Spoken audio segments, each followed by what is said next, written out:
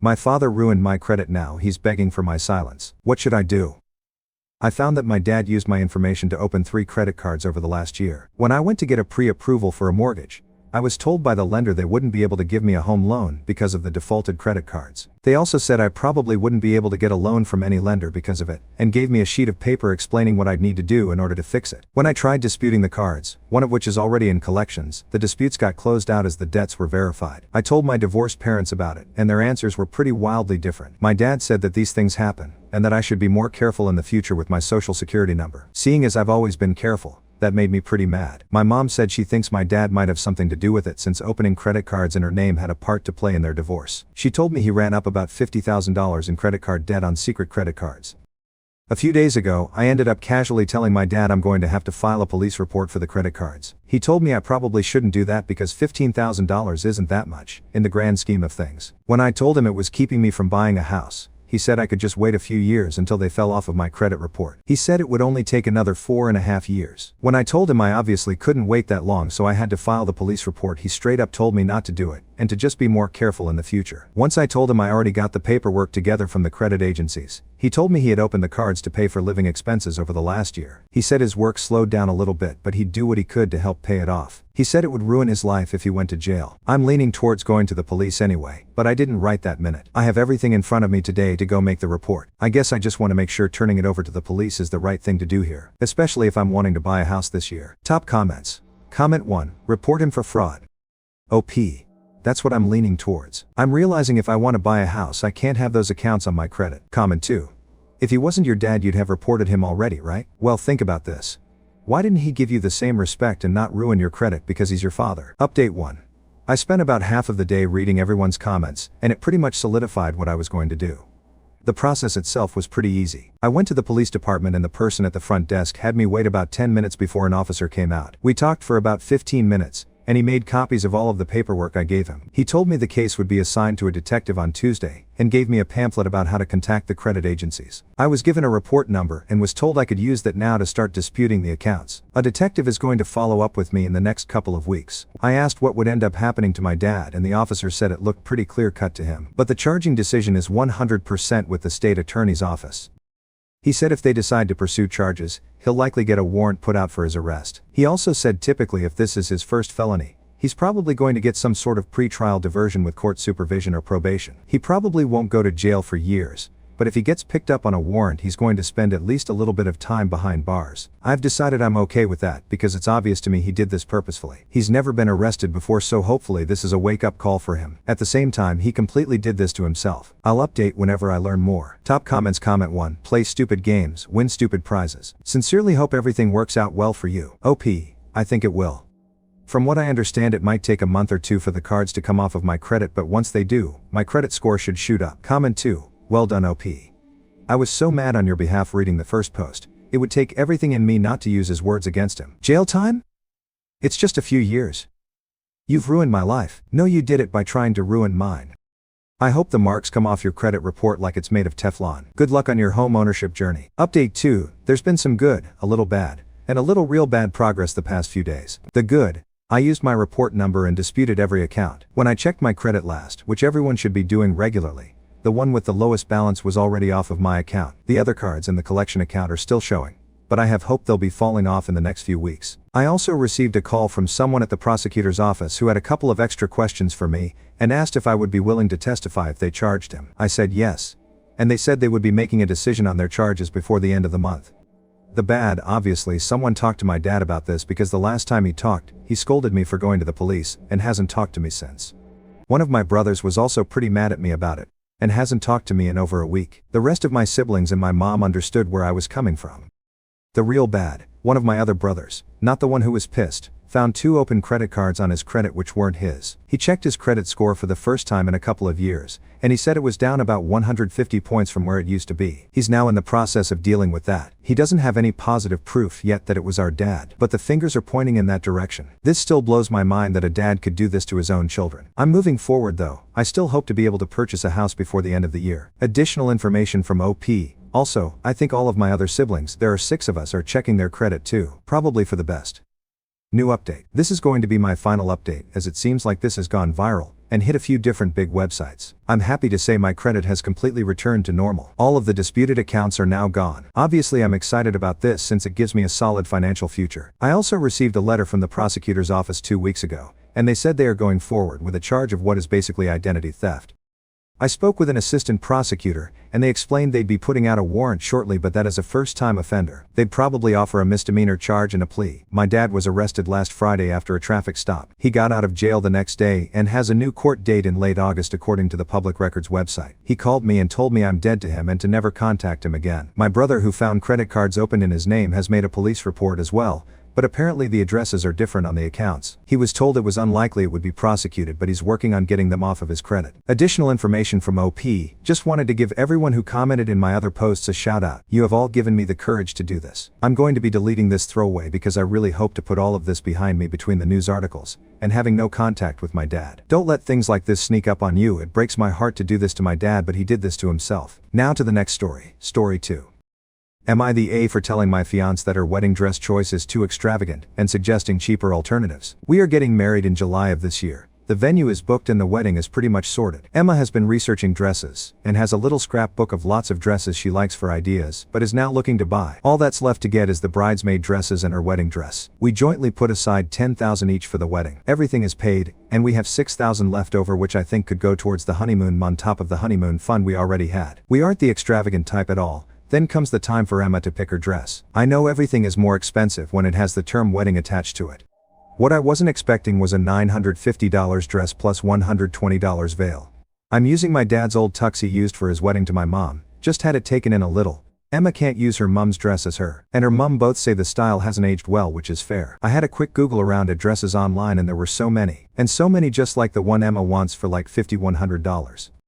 I'm not trying to get her to cheap out on her dress, but she will literally wear it once. One dress for over $1,000 is just insane. That would fund our honeymoon. I tried to show her some dresses I found on a recommended app called Wish and others on websites, but she was having none of it. She is very slender but apparently wants it specially fitted. It turned nasty, unfortunately, because I said I refused to drop such a large amount of money on a dress, and she argued that she is using her own money for the dress, which isn't strictly true as we ain't about to marry and our finances will be joined. Then her mom had to get involved. They offered to pay for the dress, but it's not a case of not being able to afford it. It's a dress. There are identical ones online at a fraction of the cost. I thought she would be ecstatic to learn there are identical dresses for a fraction of the cost, but she was really angry and upset. Is there something I am seriously missing? Because after we argued about the dress, Emma has been extremely cold towards me. Then yesterday she said if I want her to cheap out on her wedding dress on her wedding day, that she needs to really consider if we're a good match for marriage. I was blown away that she would say that over a dress. I told her she's like a toddler throwing a tantrum over a sparkly toy she can't have. That was a mistake as she left to stay with her parents, who called to tell me I am much more than an asshole. Told her fiancé can get a similar dress for around $100 with shipping online but wants to blow over $1,000 at a local wedding dress boutique. Am I the asshole for saying to get a cheaper one online? Edit. Emma found this thread. It was a mistake to post here and I'm sorry I posted our problems on Reddit. Ayada. The top replies from OP. Comment 1. But the gowns I found on Wish looked very professionally made and very similar to the she's picked. Comment 2. I mentioned the secondhand wedding dress store, and she said no without even going to take a look. Comment 3. That's not fair. I would never tell her what to wear. She can wear what she wants. It is the absurd price that I'm against. Comment 4. See, I can definitely understand caring about the quality of a dress, if it's a work dress, or a regularly worn formal dress. I think what everyone's missing is that this will be worn for one day only. Relevant comments. Emma, ask yourself if your fiancé's behavior here is a one-off. There are some concerning things here. His insistence on controlling your purchase, made with your money, even if it's funded by your parents. Is he controlling in other ways? Has he ever been insistent on you spending your time and money only in ways he approves of? And does he usually lash out when you don't do what he wants? The way he's resorting to name calling, because you wouldn't capitulate to his demands. Calling you a toddler throwing a tantrum, instead of communicating with you respectfully. This is made especially worse by the fact that his demands are unreasonable and stem from a fundamental ignorance about the subject, wedding gown cost, what knockoffs are, and why they're a bad idea, etc. And that he's shutting down your attempts to educate him. Does he normally communicate with you openly and respectfully? Does he normally get angry and verbally attack you when you disagree with him? Are you normally able to have conversations with him on difficult topics that are calm, respectful and productive, even when you disagree? Maybe you're both cracking under wedding planning strain, and this is an out-of-character moment that you can work through, But maybe this is pointing to a larger pattern. Proceed with caution. Remember you're about to enter into a pretty intense legal and social contract with this man, and that you're signing up for a lifetime of conflict resolution with this person in particular. The way you both approach disagreement and handle conflict now reflects how you'll be likely to continue to do so going forward. Now may be the time to double check with yourself if this is the right move. Edit. After reading through the comments, I would also encourage you to look at his behavior here, on this Reddit post. His response to new information is not to take it on board and process it, but to double down, plug his fingers in his ears, close his eyes, and refuse to listen. The lengths he'll go to avoid admitting he was mistaken are a bit troubling. It may also be worth asking yourself if there's a reason someone who is so insistent on always being right may have for seeking out a partner who's a decade younger. I'm wishing you all the best, and I hope this works out for you. OP. I thought I'd have a look through the comments to see if anything explained why Emma has blocked me and her phone is ringing through to voicemail. I seriously can't believe people started a witch hunt over a dress. I watched some YouTube videos of Wish wedding dresses, and yes, wishes are trash. I got it, I was wrong about that site. But to end up blocked because you have all told her I'm abusive and manipulative is just vile. I called her parents' house, and the line's off the hook. So if you see this, Emma, call me please. I won't shout. I won't get mad, I just want to end this crap. Get whatever dress you want, I see that I was wrong. I'm sorry. Spelling bad, had some whiskey. Can you blame me after this? It too. Based on Josh's newest comment about you blocking him on Messenger, it sounds like you're taking some time and space to think things over. I think that's a really good move. There's a quiz from the Love is Respect project that may help clarify your thinking about whether this is a healthy, nurturing relationship. I hope everything turns out well for you, Emma, whatever you decide to do. There's a whole community of people here rooting for you to be happy. Edit 3. It looks like OP has been banned from IATA. He just sent me a furious, invective-filled PM blaming the sub for what's happening in his personal relationship, and reiterating that abusive behavior is normal and fine, so I guess he's learned nothing. According to the PM, Emma's dad just called him and chewed him out, so it sounds like at least she has a strong familial support system. Transcript of the PM banned. I'm now banned from Am I the Asshole and good fucking riddance, her dad just called to cuss me the fuck out. Can you believe I've been trying to not fucking cuss so I don't get banned, so I can at least defend myself, then banned for no reason. I live in the real world where when people are angry they yell, they save money where they can, and they don't fucking run away and block you. Fuck this, fuck it.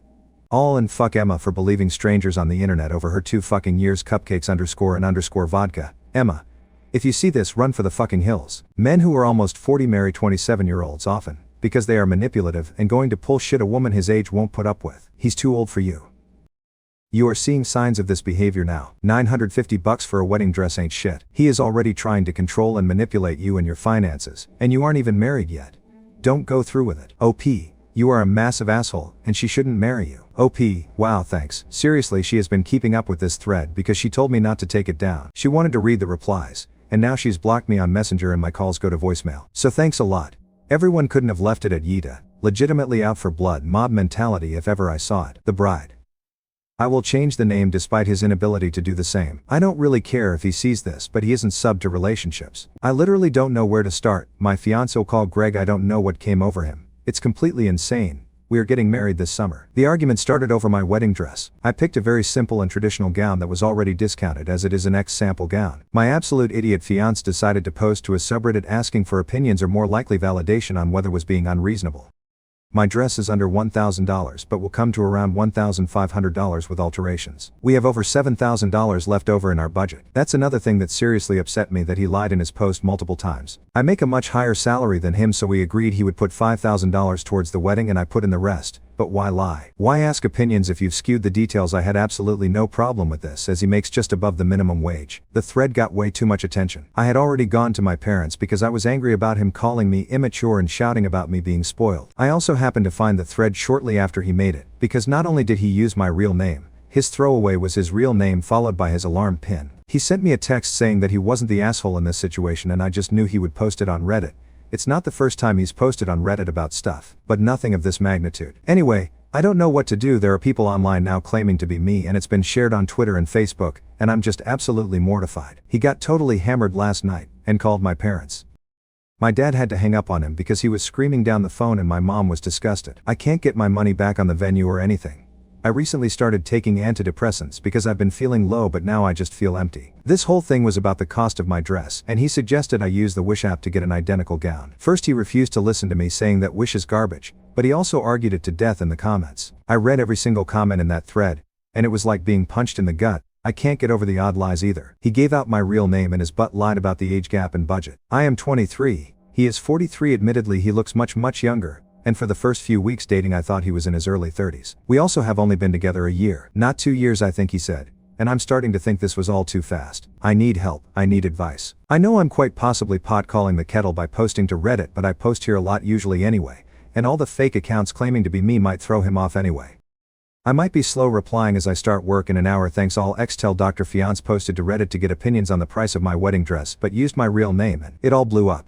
People are creating fake accounts pretending to be me. And he has devolved to calling me names and getting drunk and calling my family. He also lied about a lot of details in the post. How do I handle this calmly? 3 months later to ex-fiance made a post. A few months back I was going to be married, and long story short things were called off. She wanted to end things.